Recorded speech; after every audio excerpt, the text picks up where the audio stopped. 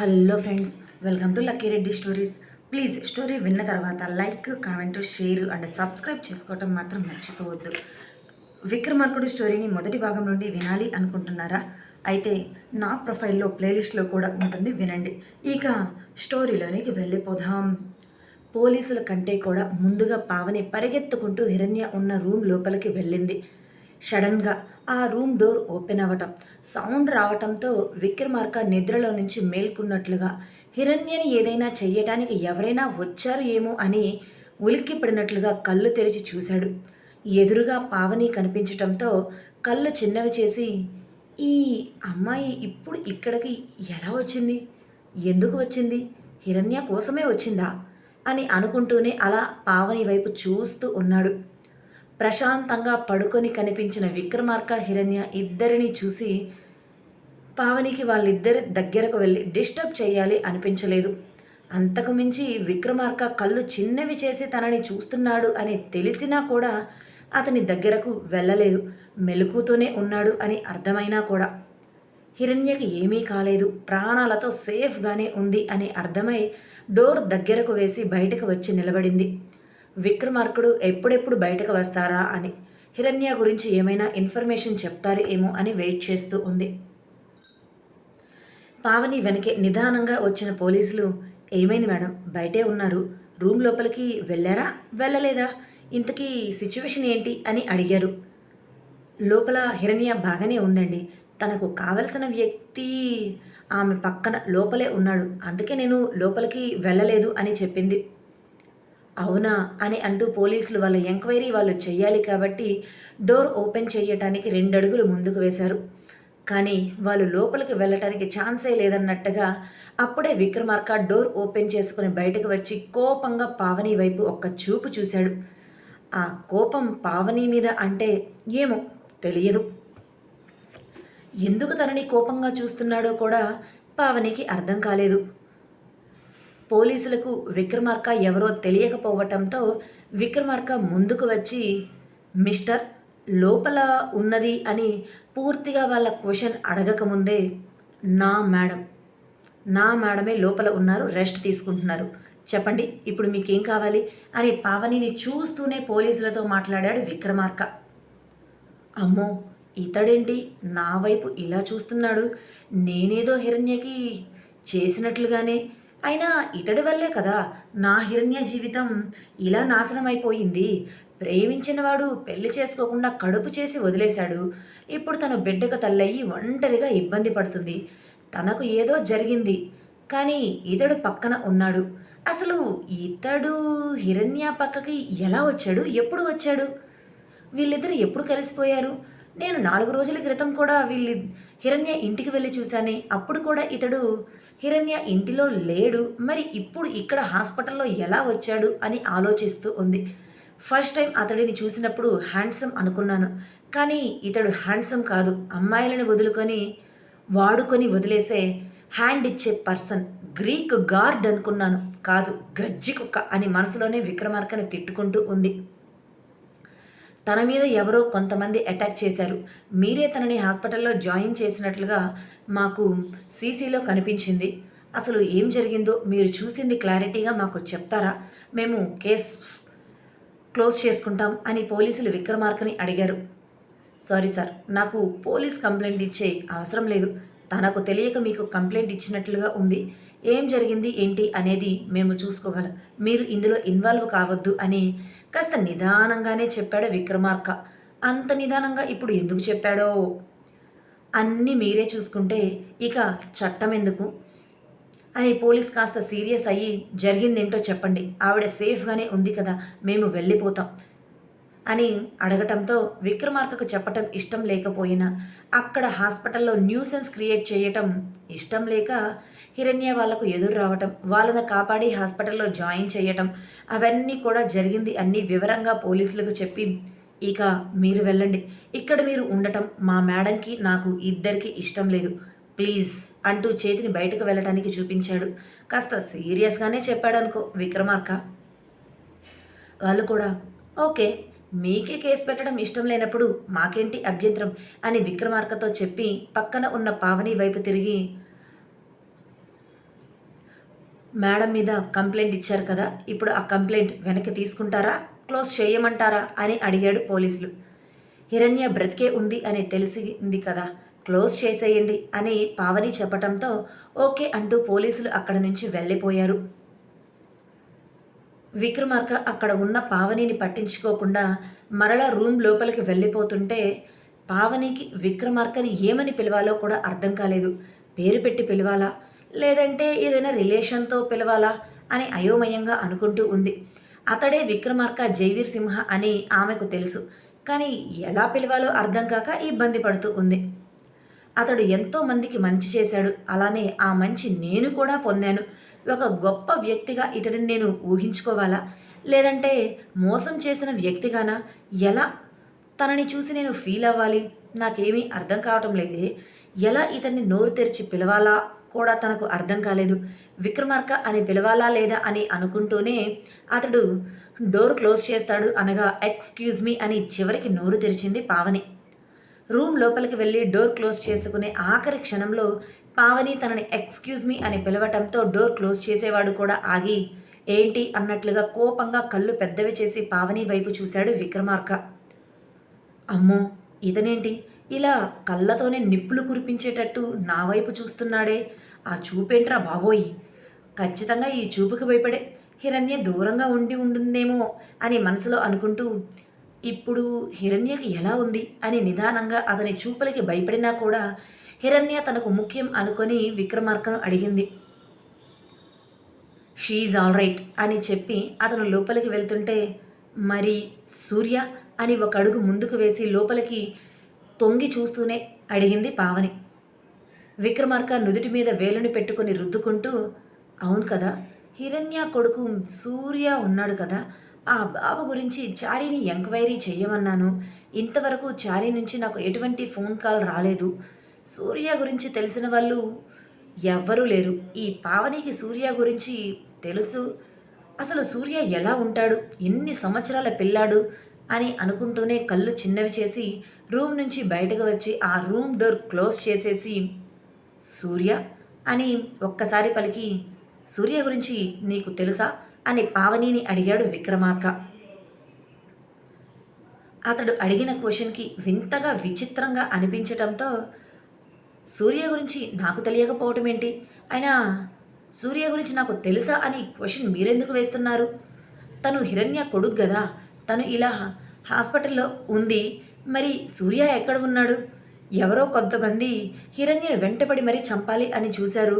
వాళ్ళెవరో నీకు తెలుసా? అంటే వాళ్ళే సూర్యని కూడా ఏదైనా చేశారా? కొంపతీసి నువ్వే హిరణ్యని చంపాలి అని చూసావా అని ఆమె నోటి నుంచి మాట ఎప్పుడైతే బయటకు వచ్చిందో మరుక్షణం కోపంగా పావని వైపు విక్రమార్క చూడటంతో కాదు కాదులే అని భయంగా అతని చూపుకు వెనక్కి తగ్గి సూర్య ఇదే హాస్పిటల్లో ఉన్నాడా? అసలు వాడికి ఏమీ కాలేదు కదా, సేఫ్గానే ఉన్నాడు కదా, ఇక్కడ లేకపోతే ఎక్కడ ఉన్నాడు అని అటు ఇటు చూస్తూ విక్రమార్క ఆన్సర్ చెప్పకముందే వరుసగా క్వశ్చన్స్ వేస్తూ ఉంది పావని. సూర్య సూర్య అంటున్నారు, ఆ సూర్య ఎలా ఉంటాడో ఇప్పటి వరకు విక్రమార్కకు తెలియకపోవటంతో సూర్య ఫోటో నీ దగ్గర ఉందా అని పావనిని అడిగాడు. సూర్య ఫోటో నా దగ్గర లేకుండా ఎందుకు ఉంటుంది, మేమంతా ఒక ఫ్యామిలీ లెక్క అని కోపంగా అతడి వైపు చూస్తూ చెప్పే తన ఫోన్లో హిరణ్య పావని సూర్య ముగ్గురు కలిసి దిగిన ఫోటోని విక్రమార్కకు చూపించింది. ఆ ఫోటో చూసిన మరుక్షణం విక్రమార్క ఒక అడుగు వెనక్కి వేశాడు. భార్గవ్ భార్గవ్ అంటే భార్గవ్నే సూర్యనా? అంటే భార్గవ్ ఈ 2 సంవత్సరాల నుంచి సూర్యగా మారి హిరణ్య దగ్గర పెరిగాడు. మరి వాడు చనిపోయాడు అని చెప్పారు ఇంటిలో అందరూ. ఆ రోజు నుంచి హిరణ్య దగ్గరకు రావడానికి ఎంత లేదు అన్నా వాడికి 7 నెలల టైం పైనే పట్టింది. అంటే ఈ 7 నెలలు భార్గవ్ ఏం చేశాడు, ఎక్కడ ఉన్నాడు? అసలు భార్గవ్ చనిపోయాడు అని ఇంట్లో ఉన్న వాళ్ళు ఎలా చెప్పగలిగారు? ఎక్కడైనా మిస్టేక్ జరిగిందా అని భార్గవ్ గురించి ఆలోచిస్తూ ఉన్నాడు. హలో మిస్టర్, సూర్య ఫోటో చూపిస్తే ఏంటి అలా చూస్తూ ఉండిపోయారు? ఇంతకీ సూర్య ఎక్కడ ఉన్నాడు? మీరు హిరణ్యని కాపాడినట్లుగానే సూర్యని కూడా కాపాడారా లేదా? అసలు సూర్య మీ దగ్గర ఉన్నాడా లేదా అని సీరియస్గా అడిగింది పావని. రూమ్లో హిరణ్య ఒక్కటే కనిపించింది, సూర్య కనిపించకపోవటంతో. అప్పుడు విక్రమార్క తన ఆలోచన నుంచి బయటకు వచ్చి పావని వైపు సూటిగా చూస్తూ సూర్యకి ఏమీ కాలేదు, బాగానే ఉంది అని మాత్రమే చెప్పి భార్గవ్ ఉన్న రూమ్ లోపలికి వెళ్ళిపోయాడు. ఇతడేంటి ఏమీ కాలేదు అని చెప్పి అలా వెళ్ళిపోతున్నాడు? కనీసం ఎక్కడ ఉన్నాడో కూడా ఏమీ చెప్పటం లేదే, ఇన్ఫర్మేషన్ ఇవ్వటం లేదేంటి? అంటే ఎక్కడ ఉన్నాడు? ఇక్కడ హిరణ్య పక్కన కనిపించటం లేదే అని రూమ్ లోపల హిరణ్య ఒక్కటే కనిపించటంతో మరొకసారి రూమ్ లోపలికి తొంగి చూసి అనుకుంటూ, హలో మిస్టర్, మిమ్మల్నే పిలిచేది, పిలుస్తుంటే అలా పట్టించుకోకుండా వెళ్ళిపోతారేంటి అంటూ విక్రమార్క ముందు వెళ్ళిపోతుంటే అతడి వెనకే అతన్ని పిలుస్తూ వెళ్ళింది పావని. విక్రమార్క డైరెక్ట్గా భార్గవ్ దగ్గరకు ఐసీయూ రూమ్ లోపలికి వెళ్ళిపోయాడు. ఆ వెనకే వస్తున్న పావని అరుస్తూ ఉండటంతో విక్రమార్క కోపంగా వెనక్కి తిరిగి ఆమె వైపు ఒక్క చూపు చూశాడు. అంతే, ఆ చూపుకి భయపడి ఆమె అరవకుండా నోటి మీద 2 చేతులు అడ్డం పెట్టుకుంది. విక్రమార్క భార్గవ్ దగ్గరకు వచ్చి పక్కనే ఉన్న చైర్లో కూర్చొని భార్గవ్ చేతిని తన చేతిలోనికి తీసుకొని, నువ్వు నువ్వు చనిపోయావు అని ఇంట్లో అందరూ చెప్పారు. అసలు ఏం జరిగిందో నాకు తెలియటం లేదురా. తాతయ్య చెప్పటంతో నువ్వు చనిపోయావు అని అందరిలాగానే నేను కూడా నమ్మాను. కానీ నేను ఎంక్వైరీ చేయించుంటే బాగుండేది. నిజంగా నువ్వు చనిపోయావు అని అందరూ నమ్మి అలా చెప్పారా, లేదంటే దీని వెనక ఏదైనా జరిగిందా? తెలుసుకుంటాను భార్గవ్, నేను పూర్తిగా ఇన్ఫర్మేషన్ తెలుసుకుంటాను అని మనసులోనే అనుకున్నాడు. విక్రమార్క వెనకే ఆ రూమ్ లోపలికి వచ్చిన పావని బెడ్ మీద అచేతనంగా స్పృహ లేకుండా పడి ఉన్న భార్గవ్ని చూసి సూర్య అని దగ్గరకు వస్తుంటే ఆమె సూర్య దగ్గరకు రానివ్వకుండా విక్రమార్క చేతిని అడ్డం పెట్టాడు. పావని కూడా దగ్గరకు వెళ్ళలేక, సూర్యకి ఏమైంది, ఇలా హాస్పిటల్లో ఉన్నాడు, ఆ వెంటపడ్డ రౌడీలు సూర్యని కూడా ఏదైనా చేశారా అని అనుమానంగా, అంతకు మించి భయంగా సూర్యకి ఏదైనా జరిగింది ఏమో అని అడిగింది పావని. వాడికి ఏమీ కాలేదు, బాగానే ఉన్నాడు. ఇక్కడ నువ్వు అరవకుండా బయటకు వెళ్ళిపోతే బాగుంటుంది అని ముఖం మీదే చెప్పేశాడు విక్రమార్క.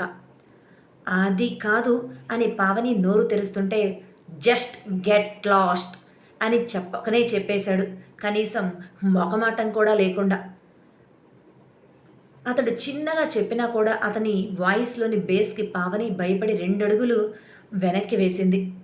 మరలా అదే 2 అడుగులు ముందుకు వేసి కోపంగా విక్రమార్క కళ్ళల్లోనికి సూటిగా చూస్తూ, నీ గురించి నాకు పూర్తిగా తెలుసు. ఆడవాళ్ళ మీద ఇలా అరుస్తావు, అలానే ఆడవాళ్ళు అంటే ఇష్టం లేదు అన్నట్లుగానే బిహేవ్ చేస్తావు. కానీ ఆడవాళ్లకు నువ్వు ఇచ్చే రెస్పెక్ట్, గౌరవం, అంతకు మించి వాళ్ళని ఎంత గొప్పగా చూస్తావు అనేది నాకు బాగా తెలుసు. ఇలా నువ్వు నా ముందు నేనంటే, అదే ఆడవాళ్ళు అంటే ఇష్టం లేనట్లుగా మాట్లాడాల్సిన అవసరం లేదు. నీ గురించి నాకు పూర్తిగా తెలుసు.